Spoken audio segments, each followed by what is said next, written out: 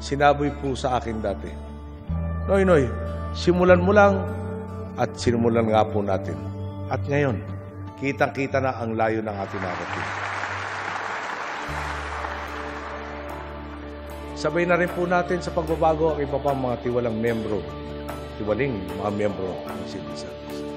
Panahon pa lang po ng nanay ko, narinig ko na ang hirit na at ang sabi na, ano ngayon, kung utos na Malacanang, 6 na taon lang kayo dyan. Kailangan pong itama ang ganitong klaseng pag-iisip. Nananawagan po ako sa Kongreso, suriin natin ang ating Civil Service Code at PD1 upang maisaayos sa lalong madaling panahon.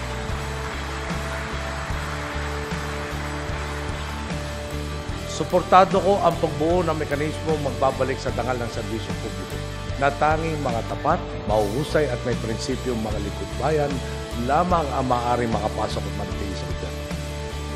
Hindi nag-iisa ang mukha ng pagbabago. Hindi naaabutin pa ng 100 taon bago isirang ang susunod na mabuting tao, bago tumindig ang susunod na mabuting Pilipino. Ako po, si Noynoy Aquino, pinagmamalaki ko sa buong mundo, Pilipino ako at talagang napakasarap maging Pilipino sa panahon ito.